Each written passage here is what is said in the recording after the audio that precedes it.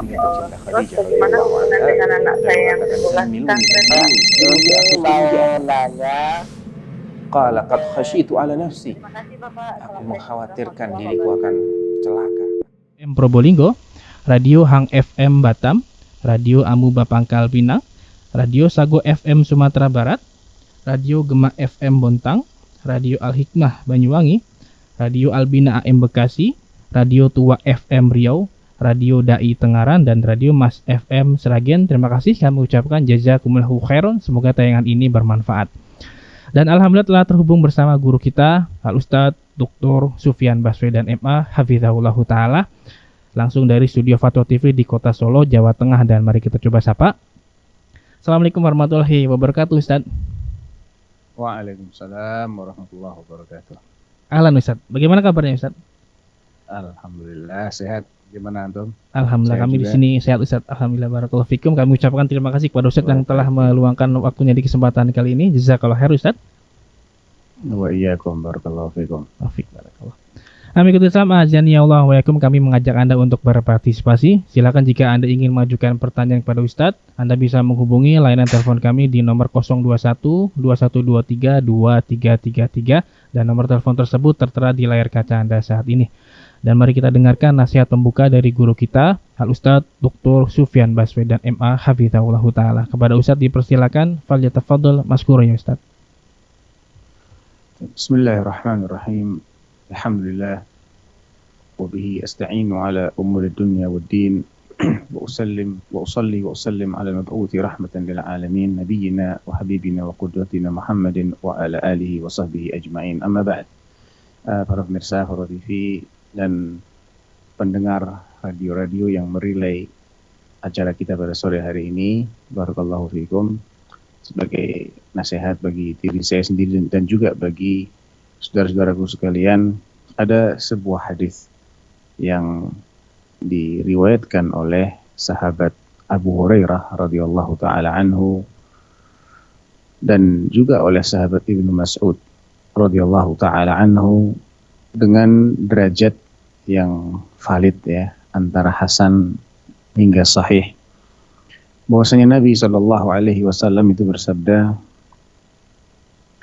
tentang setelah beliau menceritakan tentang ikhtilaful ummah, perselisihan yang terjadi di tubuh umat Islam, maka beliau menutup penjelasannya ini dengan sebuah pesan, al-mutamassiku bidinihi yawma idzin kal qabidhi 'alal jamr. Orang yang pada hari itu, pada saat umatku ini berpecah belah, dia tetap berpegang teguh dengan agamanya. Di riwayat yang lain, al-mutamassiku fihi bisunnati kal qabidhi 'alal jamr. Dalam hadisnya Ibnu Mas'ud, kal mutamassiku bisunnati 'inda ikhtilafi ummati kal qabidhi 'alal jamr. Seperti orang yang sedang menggenggam bara api. Jelas orang yang menggenggam bara api ini untuk tetap menggenggamnya, ini dia akan merasakan sakit yang luar biasa. Akan tetapi Nabi mengaitkan sakit yang dialami oleh orang yang berpegang dengan sunnah ini sebagaimana atau dengan sebab keselamatan mereka. Karena sebagaimana kita ketahui bersama, pesan Nabi Shallallahu Alaihi Wasallam dalam hadis yang sangat terkenal disebutkan oleh An-Nawawi dalam Arba'innya dan menjadi khutbatul hajah, beliau Shallallahu Alaihi Wasallam mengatakan, fa innahu man ya'ish minkum ba'di fasayara ikhtilafan katsira. Siapa yang nanti sepeninggalku akan tetap hidup di antara kalian, maka dia akan melihat banyak sekali perselisihan, banyak sekali perbedaan sudut pandang, perbedaan ideologi, perbedaan cara beragama, dan masing-masing menganggap dirinya lah yang benar. Lantas bagaimana solusinya? Nabi jelaskan, fa'alaikum bisunnati. Alaikum bisunnati ini perintah yang artinya mewajibkan kita untuk berpegang teguh dengan sunnah Rasulullah Sallallahu Alaihi Wasallam. dengan ajaran Rasulullah sallallahu alaihi wasallam. Tamassaku biha, ditekankan lagi oleh Nabi. Tamassaku, pegang erat-erat. Wa'addu 'alaiha bin nawajid, dan gigit dengan gigi gerahammu, dengan gigi taringmu. Jadi, walaupun ini adalah sesuatu yang pahit, sesuatu yang penuh dengan kepedihan, perih, ya, untuk tetap beristiqomah, tetap berada di atas ajaran Rasulullah SAW, ya, makin hari itu makin berat rasanya memang. Namun itulah jalan keselamatan, kata Nabi Shallallahu Alaihi Wasallam. Dan ini bukan kita yang pertama kali yang mengalami, ya saudara-saudara sekalian, bukan kita ini orang yang pertama kali, bukan kita umat yang pertama diuji, enggak. Sebelum kita juga semuanya mengalami ujian-ujian yang seperti ini. Dan suatu saat ujian ini akan berakhir. Pasti akan berakhir. Dan Allah menjanjikan wal aqibatu lil muttaqin. Dan akhir kesudahan yang baik itu bagi orang yang bertakwa. Bukan bagi yang meninggalkan ajaran Rasulullah.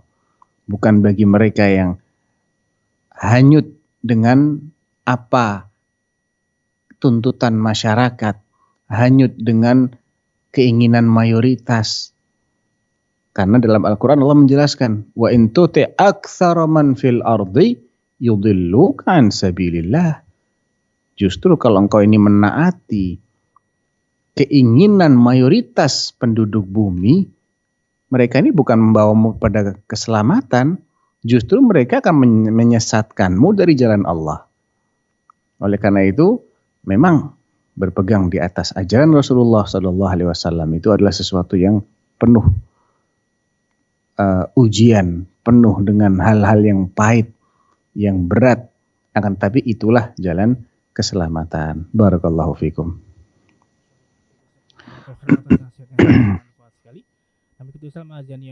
Demikian pembuka nasihat dari guru kita Al-Ustaz Dr. Sufyan Baswedan Hafizahullah.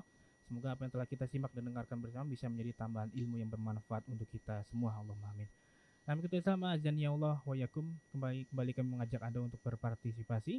Silakan jika Anda ingin mengajukan pertanyaan kepada Ustaz, Anda bisa menghubungi layanan telepon kami di nomor 021 2123 2333. Silakan. Dan Ustaz, sambil menunggu pertanyaan via telepon, kita bacakan pertanyaan via website yang sudah masuk, Ustaz. Baik. Pertanyaan pertama dari hamba Allah di Riau, Kota Pekanbaru. Bismillah. Assalamualaikum Ustaz, ahsanallahu. Ana pernah mendengar sebuah hadis, seseorang itu mati tergantung kebiasaannya. Yang ingin saya tanyakan, apakah seseorang itu matinya pasti sesuai dengan kebiasaannya, atau ada kalanya orang itu mati tidak sesuai dengan kebiasaannya, Ustaz, seperti kecelakaan misalnya. Mohon penjelasannya, Ustaz. Barakallahu fikum. Ya, wa fikum barakallah. Sebenarnya sudah terjawab sendiri ya. Ya kan, dia mencontohkan sesuatu. Apakah kecelakaan itu sesuatu yang biasa? Kan tidak biasa. Ya, kecelakaan itu sesuatu yang tidak ada orang sengaja ingin mencelakai diri ya, atau setiap hari dia berusaha mencelakai diri. Nggak ada. Kecelakaan itu sesuatu yang di luar rencana. Ya memang tidak ada jaminan seseorang itu akan mati seperti kebiasaannya. Nggak ada jaminan. Bahkan Allah mengatakan tentang sa'ah ya. Sa'ah itu ada yang menafsirkan kematian. La ta'tikum illa baghtah. Kematian itu tidak akan menjemput kalian kecuali secara mendadak. Mayoritasnya orang itu mati, mayoritasnya ya tanpa diprediksi terlebih dahulu. Ada kalanya justru prediksinya dia akan hidup lama, tiba-tiba mati. Ada yang sebaliknya juga, diprediksi sudah akan mati, masih aja bertahan hidup hingga bertahun-tahun. Nah, Masya Allah. Nah, Ustaz, jazakallahu khairan wa barakallahu fikum atas jawaban yang disampaikan. Demikian bertanya hamba Allah di Riau, semoga bisa difahami. Dan kita coba pertanyaan via telepon yang sudah masuk di kesempatan kali ini. Fatwa TV, Assalamualaikum. Waalaikumsalam. Ya, dengan Ibu Fatimah di Padang. Silakan Ibu. Ustaz, kan ini kalau kita ASN, kebetulan kita dapat alat baru, terus kita dari perusahaan itu ada namanya sponsorship. Nah, sponsorship itu kita dibiayai ikut seminar. Nah, dari itu tuh, tapi karena COVID kan belum ada yang offline, jadi itu dikasihnya uang cash. Apakah boleh? Kalau seandainya nggak boleh, itu digimanain uangnya ya? Apa boleh dibeliin untuk printer, untuk di rumah sakit gitu? Ya, Ibu Fatimah mohon tunggu sebentar. Bagaimana Ustaz? Apakah bisa terdengar? Jadi yang saya pahami ya, ada yang namanya sponsorship dari perusahaan memberikan sponsorship yang itu sebetulnya berupa seminar-seminar. Tapi karena belum bisa offline sehingga diberikan berupa uang, gitu ya? Iya, iya Ustaz. Tidak ada seminar online. Seminar online, ada, cuman untuk uangnya itu tuh jumlahnya untuk seminar offline gitu. Jadi itu sebetulnya perusahaan menanggung biaya seminar offline untuk pegawai-pegawainya, akan tapi berhubung tidak ada offline, yang ada hanya online, maka ada sisa uang begitu ya? Iya. Ya nggak apa-apa, karena kan dari perusahaan tempat ibu bekerja toh? Itu dari perusahaan lain, jadi yang menang, yang alatnya di rumah sakit itu saat yang ngasih gitu. Jadi pemenang tender gitu jadinya. Pemenang tender memberikan. Iya. Jadi sebetulnya seorang yang sudah bekerja dengan sebuah instansi, maka dia loyalitasnya untuk instansi tempat dia bekerja, bukan untuk pihak lain. Ini kaidah yang sangat dipelihara dalam Islam. Oleh karena itu, kalau ini tidak dipelihara, ini akan menimbulkan konflik of interest ya, atau perang kepentingan. Misalnya seseorang ini tercatat sebagai pegawai tetap di perusahaan A. Perusahaan A mengadakan tender. Pesertanya B, C, D, E, F, G, dan seterusnya. Kemudian salah satu dari tender ini memberikan entahlah apa namanya ya, uang terima kasih atau hadiah atau apapun itu, setelah perusahaannya ini menang tender. Dia diberikan kepada siapa? Kalau diberikan kepada pegawainya perusahaan A, maka dia tidak boleh diterima oleh si pegawai ini, kecuali atas seizin perusahaan. Kalau perusahaan belum mengizinkan, maka ini harus diserahkan sebagai milik perusahaan. Biar nanti kebijakan manajemen perusahaan A itu yang menentukan siapa pegawai yang akan diberi hadiah tersebut. Apakah akan dibagi-bagi rata, atau akan diberikan kepada yang paling berprestasi. Begitu. Jadi tetap loyalitas seorang pegawai itu harus kepada perusahaan yang menjadi tempat dia bekerja, yang memberikan gajinya selama ini. Bisa dipahami ya? Jadi diserahkan uang itu ke perusahaan. Hendaknya perusahaan juga punya mekanisme untuk yang menerima dana-dana seperti ini. Ada pos khusus gitu ya. Sehingga setiap ada gratifikasi, ada hadiah kepada pegawainya, masukkan ke situ. Semacam apa ya, mungkin baitul mal atau apa gitu ya. Nanti bisa disalurkan kepada pegawai-pegawai yang berprestasi atau mereka yang membutuhkan tunjangan. Sehingga tidak ada hutang budi antara pegawai dengan perusahaan lain yang di luar. Karena nanti mereka punya kepentingan. Mereka memberikan hadiah itu pasti ada maunya. Biar nanti tender berikutnya dia yang dimenangkan lagi. Padahal belum tentu speknya perusahaan ini adalah yang paling sesuai dengan yang dibutuhkan oleh perusahaan. Boleh jadi spek dia itu sedikit di bawah perusahaan B atau perusahaan C. Yang C lebih murah harganya dan sama kualitasnya atau bahkan lebih bagus. Namun kenapa yang lain yang dimenangkan? Karena yang lain memberikan fee yang besar kepada pegawai-pegawai yang ditugaskan oleh perusahaan mereka untuk menilai, ya, mengapprove. Nah ini yang akan terjadi kalau hadiah-hadiah seperti itu tetap diterima. Jadi hadiah ini diserahkan kembali ke perusahaan semuanya. Biarkan mereka yang menyalurkannya kembali. Oh, berarti harus ke atas. Kalau Jadi atasannya, kalau seandainya atasannya membolehkan gitu Ustaz, gimana? Karena untuk Nah, sekarang begini Bu, atasan ini memang itu wewenang dia atau bukan? iya. Kalau untuk seminar, Wewenang dia. kalau untuk seminar boleh gitu. Berarti Kalau untuk seminar boleh. Jadi atas pengetahuan perusahaan, ah, ah, atas izin perusahaan. Kalau memang atas izin perusahaan tidak apa-apa. Yang penting itu memang wewenang dia ya. Jangan sampai atasan ini juga bagian dari tim yang ikut mendapatkan oh, jatah itu. Saya khawatirnya di situ. oh iya, iya. Justru atasannya nanti bagi-bagi ke anak buahnya. Kalau begini sama aja, nggak bener. Gitu. Oh, berarti itu kalau seandainya karena sekarang atasannya sudah pindah Ustaz gitu, berarti dikasih ke atasan yang baru gitu ya?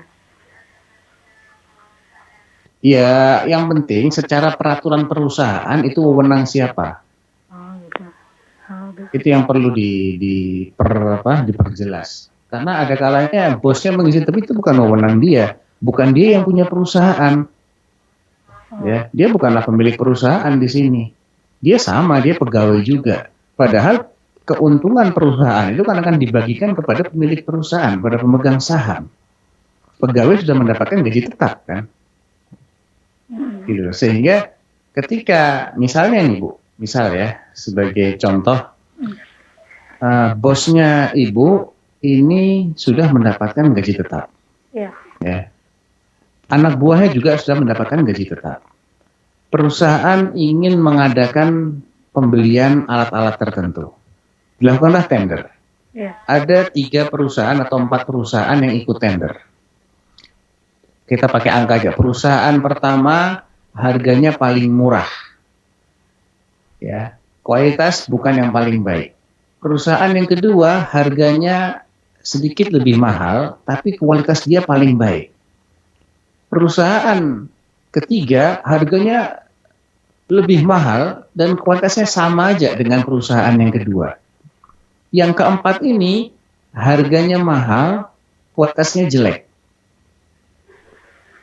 Harusnya yang dimenangkan yang mana? Yang dimenangkan adalah yang harganya sedikit lebih mahal, namun kualitasnya terbaik. Tapi perusahaan yang harusnya dia dimenangkan ini, dia nggak ngasih fee sama sekali. Dia sudah di net, harga saya segini Pak. Bapak mau silahkan ambil. Perusahaan yang lain, dia ngasih fee gede.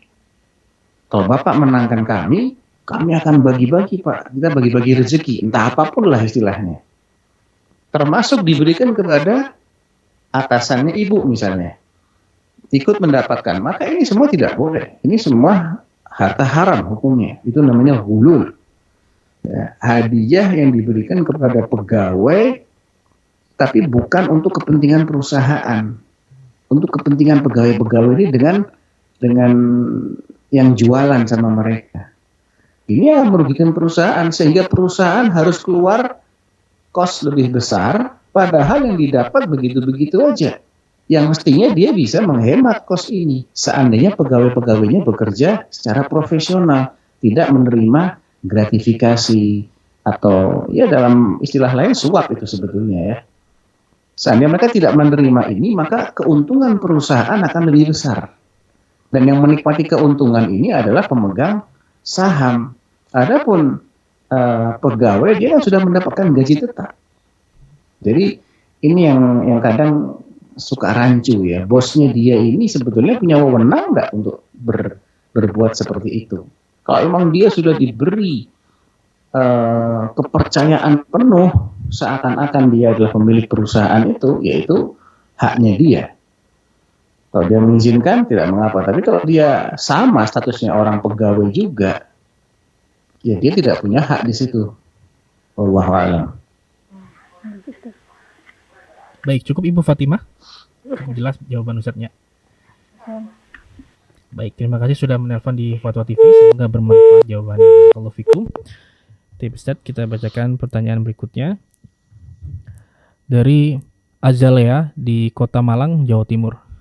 Assalamualaikum Ustadz, izin bertanya. apabila datang laki-laki yang orang tua kita ridho akhlak dan agamanya, akan tetapi kita sebagai anak perempuan tidak cocok dengan laki-laki tersebut dikarenakan faktor fisik. Apakah boleh perempuan tersebut menolak, dalam kurung apakah berdosa dan apakah terancam fitnah seperti dalam hadis ya Ustaz? Mohon penjelasannya Ustaz. Barakallahu fikum. Ya, Allah barik fik. Itu memang salah satu yang menjadi hak ya, hak si wanita ini untuk mempertimbangkan. Karena yang akan berumah tangga itu kan wanita itu yang bersangkutan. Sedangkan suami ini akan terus membersamai dia dan akan muncul hak dan kewajiban pada kedua belah pihak. Setelah akad itu terjadi, maka muncullah hak dan kewajiban pada masing-masing. Ketika ada salah satu pihak yang merasa tidak nyaman terhadap pasangannya, karena masalah-masalah yang itu dipaksakan, maka ini akan berakibat apa? Berakibat salah satu pasangan tidak bisa memberikan hak pasangannya atau tidak menunaikan kewajibannya terhadap pasangannya, dan ini akhirnya maksiat yang muncul. Oleh karena itu ketika kekhawatiran ke arah sana itu cukup kuat, artinya kalau saya nikah sama dia, saya khawatir saya nggak bisa taat nanti sebagai istrinya, saya nggak ada ketertarikan sama sekali. Nah, ini boleh menjadi pertimbangan, walaupun sekali lagi yang dipermasalahkan bukan masalah agamanya. Karena perintah Nabi agar menikahkan seseorang yang telah diridhoi agama dan akhlaknya, ini bukan hanya itu yang beliau ajarkan dalam bab pernikahan. Beliau juga pernah dimintai pendapat oleh salah seorang wanita Ansar yang namanya Fatimah binti Qais ya radhiyallahu anha, yang menceritakan, ya Rasulullah, inna Aba Jaham wa Muawiyah khatabani. Sesungguhnya Abu Jaham dan Muawiyah ini melamarku. Dua orang yang berbeda ini semuanya melamarku. Saya pilih yang mana ya Rasulullah? Dijelaskan oleh Nabi SAW, Abu Jaham ini suka mukul perempuan. Dalam riwayat yang lain, tongkatnya nggak pernah turun dari pundaknya. Ada yang memaknai itu sebagai kiasan bagi laki-laki yang sering safar. Artinya kamu nanti harus siap kalau jadi istrinya Abu Jaham, sering ditinggal-tinggal sama suamimu, atau dikit-dikit dia mukul. Adapun Muawiyah itu melarat, nggak punya duit sama sekali. Ya, Nabi tidak mempermasalahkan hal-hal yang berkaitan dengan akhlaknya Muawiyah atau agamanya Muawiyah, tidak. Yang beliau permasalahkan adalah kondisi ekonominya Muawiyah. Seandainya ini bukanlah salah satu pertimbangan yang diizinkan dalam syariat, Nabi tidak akan mengatakan demikian kan? Kenapa pula Nabi mempermasalahkan ekonominya Muawiyah? Nah, artinya akhlak dan din itu bukan satu-satunya parameter. Namun Nabi juga memberikan parameter lain yang boleh menjadi pertimbangan, yaitu kondisi ekonomi. Ada kalanya orang nggak sanggup, tiba-tiba dia dibesarkan di tengah-tengah yang awalnya dia ini dari keluarga yang berkecukupan, keluarga yang selalu enak ya, rumahnya nyaman, tidur di kamar ber-AC selama ini, selalu naik mobil, nggak pernah kepanasan, nggak pernah kehujanan. Tiba-tiba dia harus tidur di gubuk yang reot misalnya, kipas angin aja nggak ada, apalagi AC. Ya, kemana-mana harus naik sepeda ontel. Siap nggak? Kalau suaminya nggak punya, melarat, nggak punya apa-apa, berarti kan ada kemungkinan dia harus tinggal dalam kondisi yang seperti itu. Ada juga pengalaman lain, yaitu pengalaman antara salah seorang sahabat, saya lupa namanya ya, yang qadarullah dia ini parasnya jelek sekali. Istrinya ini pernah melihat ketika suaminya sedang berjalan bersama teman-temannya dia, ternyata suaminya adalah yang paling pendek, yang paling jelek parasnya. Akhirnya dia pun tidak betah dan dia minta izin kepada Nabi Shallallahu Alaihi Wasallam untuk boleh menggugat cerai, yang dikenal dengan istilah khulu, ya. Maka padahal suami ini demikian mencintai istrinya, cintanya luar biasa sama istrinya. Tapi istrinya nggak tahan dia tinggal dengan suami yang satu ini. Sampai Nabi pernah merayu si istrinya ini, sudahlah, engkau tetaplah menjadi istrinya si fulan. Apa kata si wanita ini? Wahai Rasulullah, ini perintah ataukah sekedar anjuran? Kalau perintah maka sam'an wa ta'ah. Aku akan menurut karena ini perintah. Tapi kalau itu saya disuruh milih, maka saya tidak berhasrat lagi kepadanya. Kalau saya boleh milih ya Rasulullah, saya nggak wajib ngikutin keputusan ini, tapi saya boleh punya pilihan lain, maka saya tidak lagi berhasrat kepadanya. Apa kata Nabi? Ataruddina alaihi hadiqatah? Kau siap mengembalikan kebun yang dia jadikan mahar untuk menikahimu dulu? Naam ya Rasulullah, aku siap. Ya. Maka apa kata Nabi kepada suaminya? Iqbalil hadiqah wa talliqha tatliqah. Terimalah kebunnya dan ceraikan dia. Jadi ternyata memang ada opsi-opsi yang Islam memberikan kelonggaran di situ. Wallahu a'lam. Insyaallah. Nah, Ustaz, jazakallahu khairan wa barakallahu fikum atas jawaban yang disampaikan. Demikian bertanya Azalia di Malang, semoga bisa difahami. Ya Ustaz, kita angkat pertanyaan via telepon kedua di kesempatan kali ini. Foto TV, Assalamualaikum. Waalaikumsalam warahmatullahi wabarakatuh. Iya, Umu Yodi di Pekanbaru. Silakan Umu. Iya. Assalamualaikum Ustaz. Waalaikumsalam warahmatullahi wabarakatuh. Izin melanjutkan pertanyaan dari member WhatsApp Dirosa. Yang pertama itu, adik Ana harus segera menikah karena calon istrinya sudah hamil duluan. Adik tidak punya uang dan minta ibu yang mengurusnya. Sementara ibu juga tidak punya uang. Apakah Ana sebagai kakak boleh membantunya Ustadz? Karena Ana takut ikut terkena dosanya. Ana sarankan untuk nikah di KUA saja dan kalau sudah lahir nanti ijab kabul lagi, nggak usah pakai resepsi.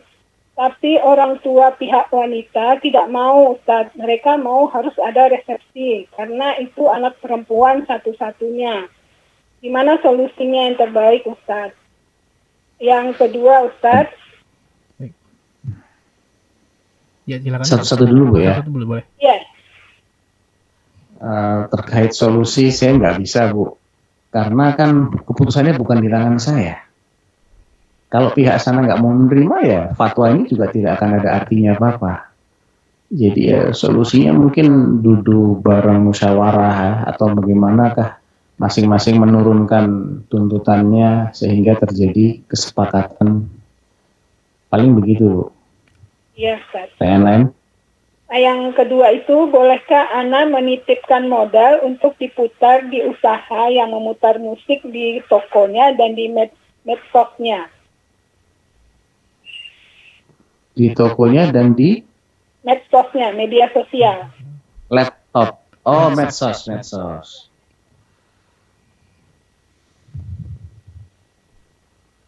Apakah diputarnya musik itu adalah bagian dari kebijakan perusahaan yang tidak bisa dilepaskan dari usaha itu, atau itu hanya perilaku salah seorang pegawai, bukan karena memang perusahaan memberlakukan aturan tersebut? Kalau itu hanyalah gimana Bu? Sepertinya itu seperti kafe Ustaz. Kalau seperti kafe itu kan Kafe ya. ya, Sudah lumrahnya begitu ya. ya. Sudah lumrahnya pakai musik. Ya, dipakai untuk nongkrong, dipakai untuk orang pacaran. Ya nggak boleh Bu kalau begitu. Baik Ustaz. Cukup dipahami Umu Yudi ya? Ya, alhamdulillah. Jazakallah khairan. Assalamualaikum. Waalaikumsalam warahmatullahi wabarakatuh. Nah, Assalamualaikum warahmatullahi wabarakatuh. Baik, Ustaz. Kita lanjutkan bacaan pertanyaan berikutnya. Pertanyaan berikutnya dari Ummu Maryam di Kabupaten Cianjur, Jawa Barat. Bismillah, izin bertanya Ustaz. Bagaimana hukum kajian online sebelum Jumatan yang mewajibkan sebagian laki-laki untuk bergabung dalam kajian? Biasanya kajian dilaksanakan pukul 10 sampai dengan 10.30. Pada kajian tersebut, guru kami yang menyampaikan nasihat ceramah adalah seorang ustazah wanita berusia 50-an yang tegas dan tidak berlemah lembut dalam berbicara.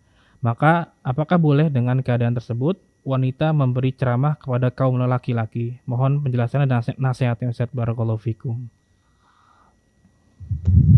Ya, Allah barik fik. Kalau masalah memberikan ceramah, memberikan nasihat itu nggak ada masalah ya. Ummul Mukminin Aisyah radhiyallahu anha juga sering dimintai nasihat oleh para sahabat, namun beliau menyampaikannya dengan adab sesuai dengan yang diperintahkan oleh Al-Quran dan Sunnah dan dari balik hijab. Adapun pemilihan waktunya ini yang memang mungkin menjadi catatan tersendiri ya, karena di hari Jumat dan waktunya itu tadi jam berapa? 10:30 ya, jam 10 tuh, jam berapa tadi?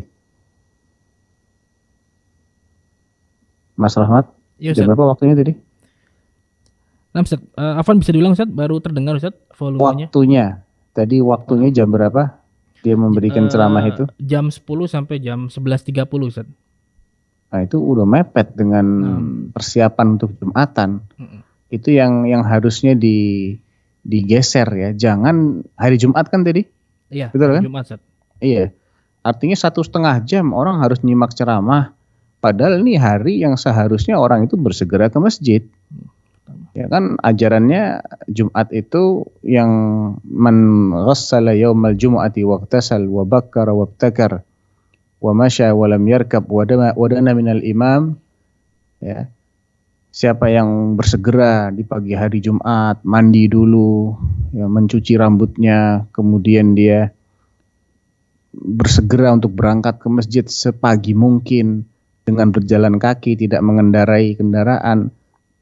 Kemudian dia mendekat posisinya dengan posisinya imam, ya, maka setiap langkah dia berangkat dari rumahnya itu akan tercatat sebagai ibadah setahun yang diisi dengan saum dan qiyamul lail. Ini pahala yang luar biasa.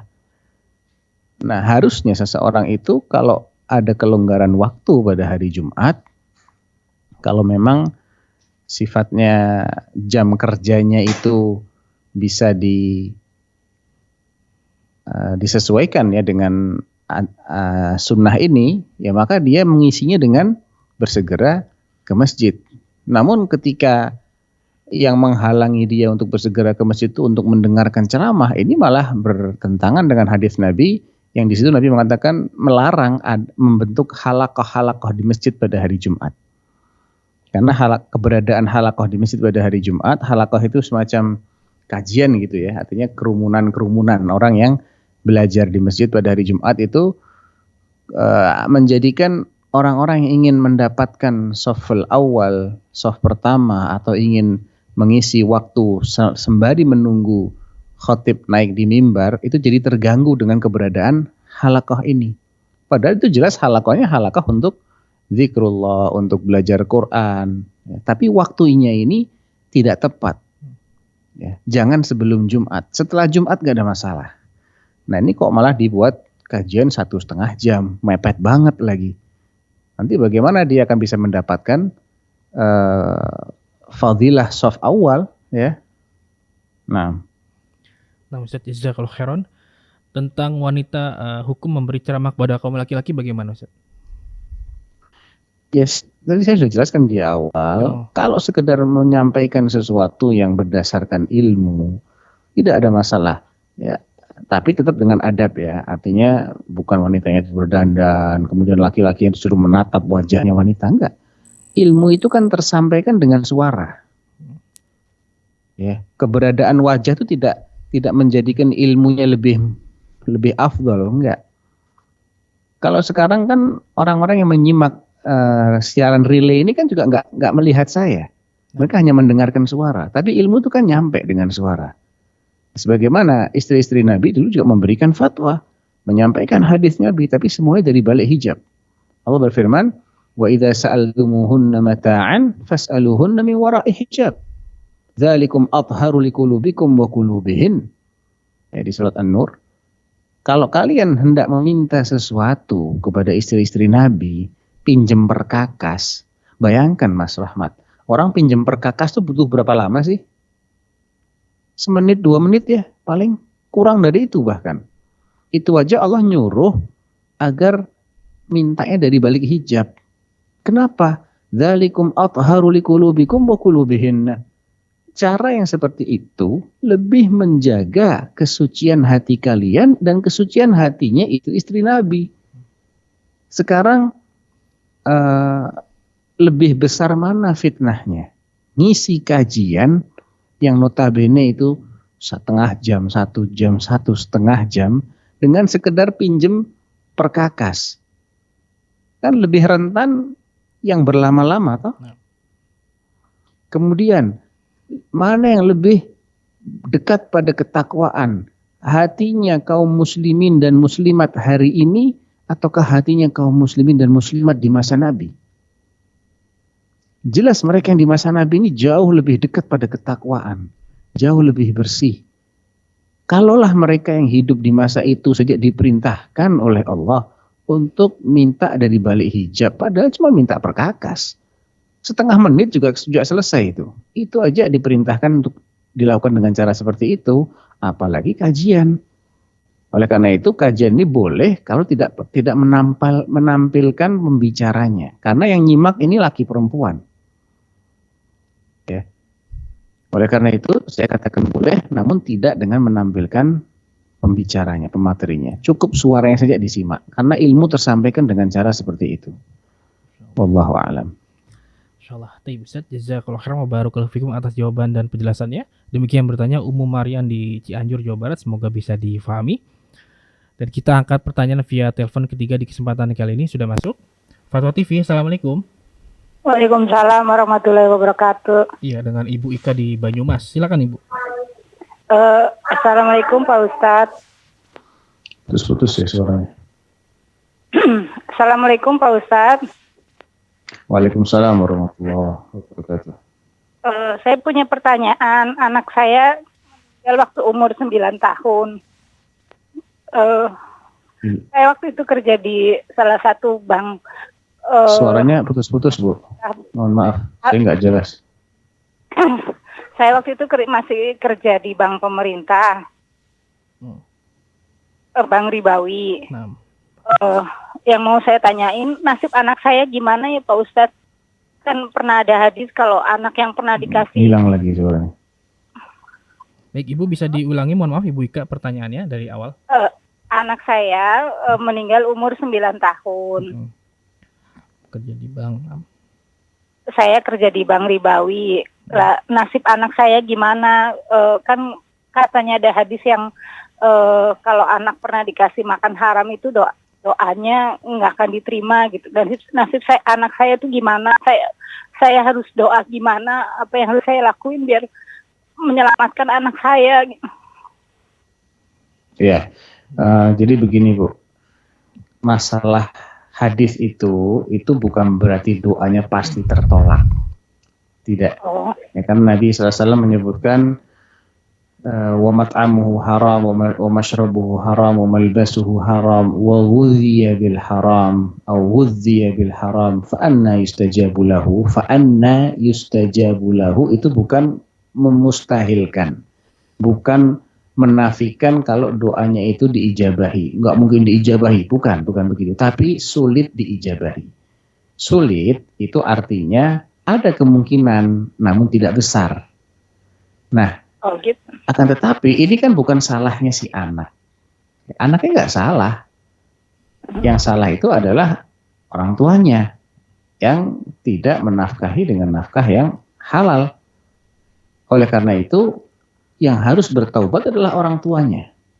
Ya, segeralah bertaubat, cari ma'isyah lain, pekerjaan lain yang diridhoi oleh Allah Subhanahu wa taala. Dan apabila seseorang sudah bertaubat dengan taubat nasuha, maka Allah menjanjikan maghfirah. Maghfirah itu apa?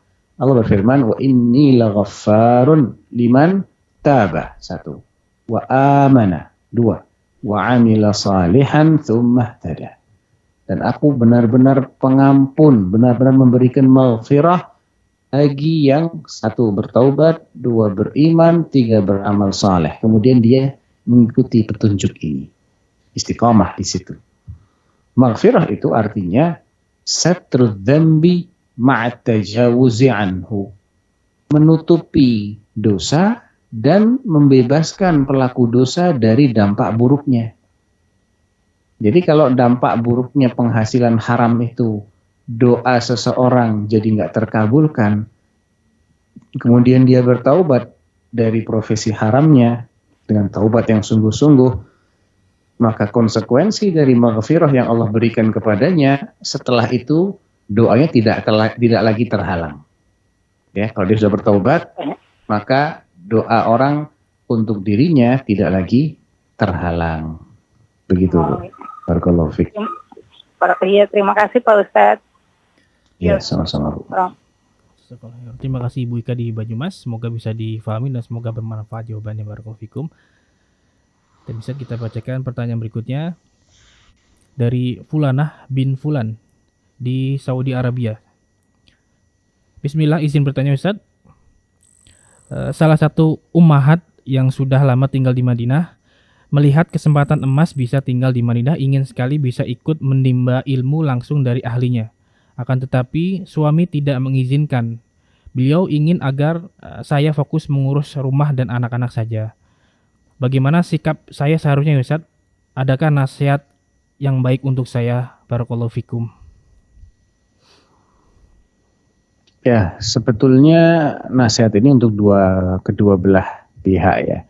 Karena kalau menimba ilmunya itu di masjid, maka seharusnya suami tidak melarang. Karena nggak boleh melarang istrinya untuk pergi ke masjid. Hadisnya jelas kok dalam riwayat Muslim. Idza sta'dzanakum imra'atukum ilal masjid fala tamna'ha. Atau kama qala, apabila istri kalian minta izin untuk ke masjid, maka jangan dilarang. Artinya minta izin untuk ke masjid dengan tetap menjaga adab-adab seorang wanita ketika berada di luar rumah ya, cara berpakaiannya, cara berjalannya, tidak pakai wangi-wangian, dan dengan tidak mengorbankan kewajiban utamanya. Karena nggak boleh kalau seseorang ini beralasan, kan saya nggak boleh dilarang kalau ke masjid. Tapi dia menjadikan kepergian dia ke masjid itu sebagai alasan untuk meninggalkan kewajiban utama dia. Ini nggak boleh jelas. Tapi ketika dia sudah menunaikan, anaknya nggak terlantar dengan dia pergi ke masjid. Perginya juga dengan waktu yang sesuai, proporsional. Bukan sehari dari subuh sampai asar di masjid, kan nggak begitu. Ya, jadi ada porsi yang memang itu tidak mengganggu haknya suami, tidak mengganggu haknya anak-anak di rumah. Maka suami tidak boleh melarang istrinya, baik ke masjidnya untuk sholat atau ke masjidnya untuk thalabul ilm. Ya kan bisa juga antara maghrib sampai isya itu kan waktu yang singkat, dia bisa mengisinya untuk sholat, kemudian menghadiri kajian, setelah isya dia pulang lagi. Misalnya seperti itu, maka suami tidak boleh melarang. Akan tetapi kalau yang dimaksud oleh si penanya ini adalah sesuatu yang akan mengorbankan kemaslahatan rumah tangga, mengorbankan haknya suami, haknya anak, maka suami berhak untuk melarang. Ya, suami berhak untuk melarang ketika itu akan berdampak pada tidak terpenuhinya hak-hak suami gara-gara istrinya asyik hadir kajian di luar rumah. Kalau yang dicari itu ilmu, maka ilmu bisa didapatkan dengan cara lain, tidak harus dengan meninggalkan rumah berangkat ke masjid. Jadi misalnya dia begitu kalau suaminya sedang safar beberapa hari, ya, dia minta izin kepada suaminya untuk hadir kajian, kan tidak ada yang dirugikan di sini. Tapi kalau sedang ada di situ, suaminya ada di rumah, ya dahulukan haknya suami daripada menghadiri kajian, karena hak suami itu prioritas ya, sedangkan menghadiri kajian itu adalah sesuatu yang sifatnya sunnah saja, maksimal sunnah. Wallahu a'lam. Nah, Masya Allah. Jazakallahu khairan wa barakallahu fikum atas jawaban yang disampaikan. Demikian bertanya Fulana di Saudi Arabia, semoga bisa difahami. Dan kita angkat pertanyaan via telepon keempat di kesempatan kali ini. Fatwa TV, Assalamualaikum. Waalaikumsalam warahmatullahi wabarakatuh. Iya, dengan Fatoni di Jember, silakan. Ya, anjing itu kan kalau yang boleh dipelihara itu kan ada dua, Ustadz, syaratnya. Yaitu yang pertama harus sebagai pemburu binatang gitu, Ustadz. Terus yang kedua harus sebagai penjaga tanaman atau harta kekayaan agar tidak dicuri, Ustadz. Nah, kalau misalnya Karena tujuannya nggak jelas.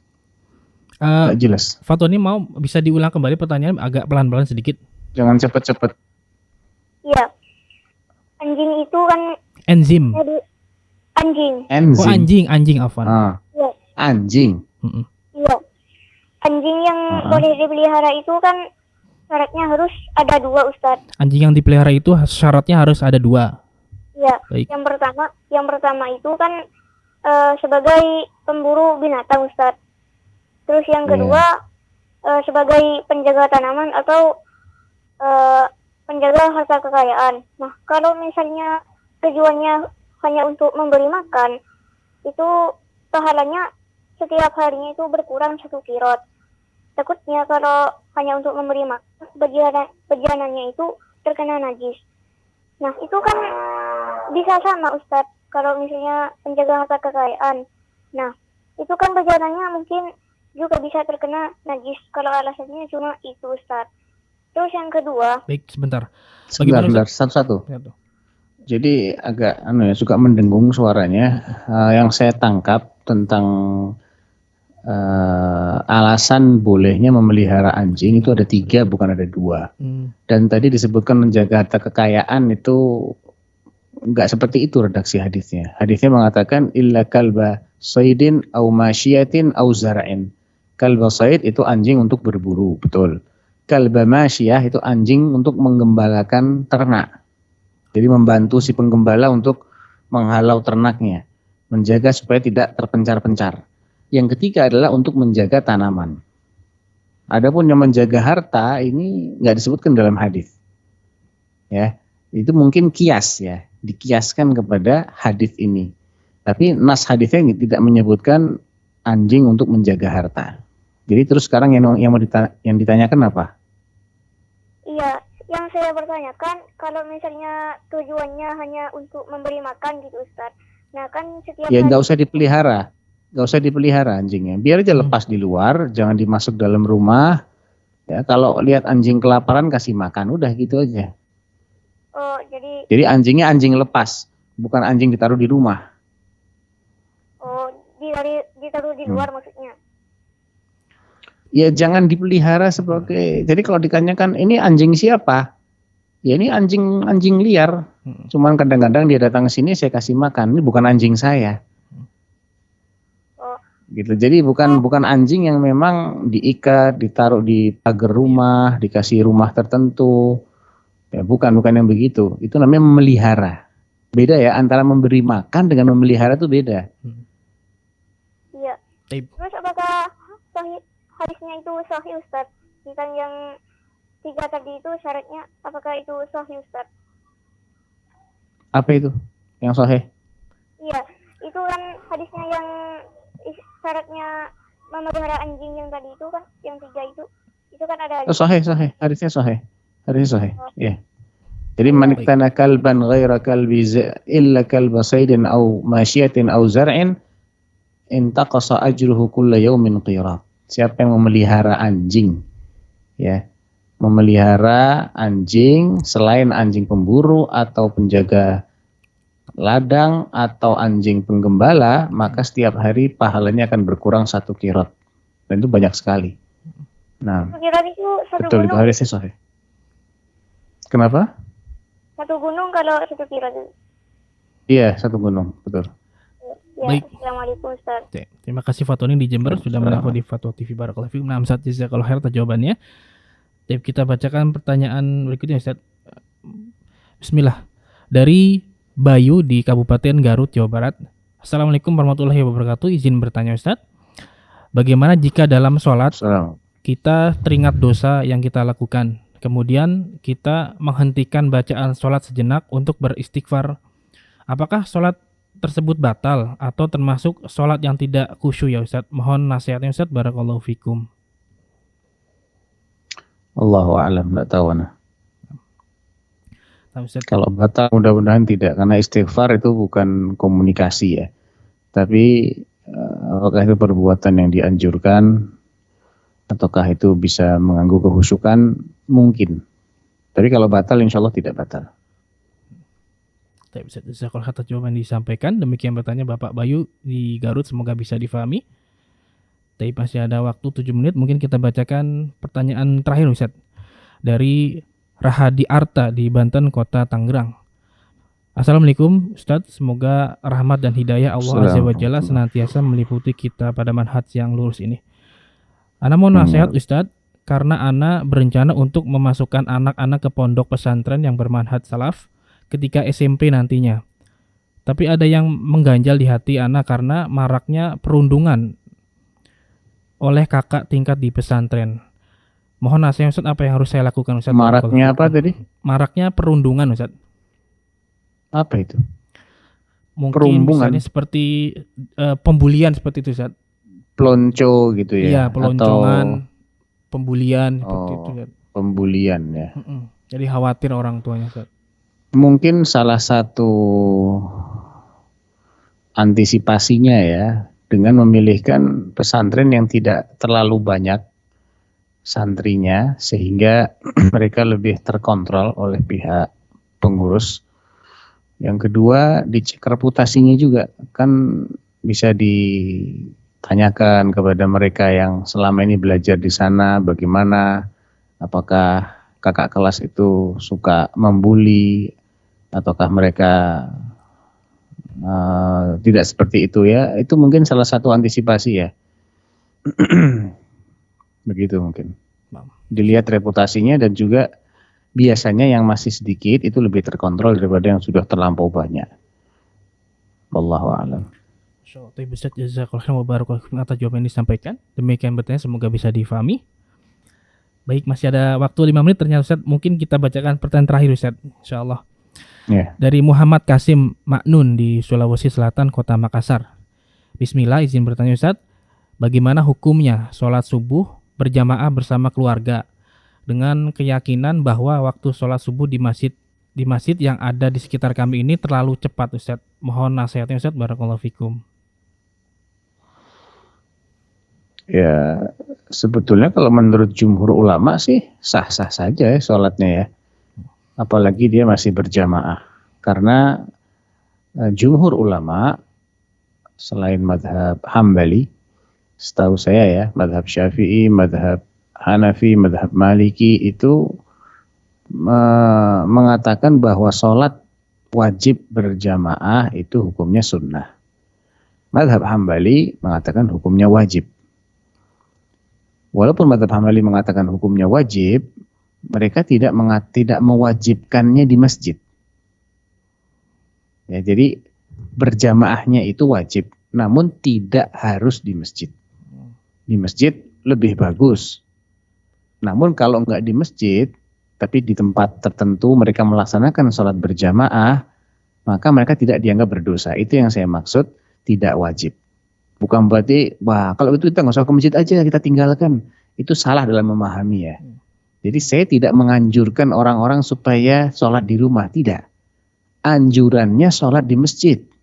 Sekali lagi, anjurannya sholat di masjid. Pertanyaannya, haruskah di masjid? Dalam pengertian, kalau saya nggak ke masjid, saya dosa nggak? Saya jamaah di rumah. Menurut jumhur ulama nggak dosa. Bahkan yang 4 itu sepakat nggak dosa kalau tidak berjamaah di masjid. Tapi di masjid lebih baik, jelas itu lebih baik. Jadi kan berdasarkan yang ditanyakan tadi, kalau memang diyakini masjidnya itu kecepatan sholat subuhnya, ya makanya alasannya lebih kuat lagi untuk tidak ke masjid.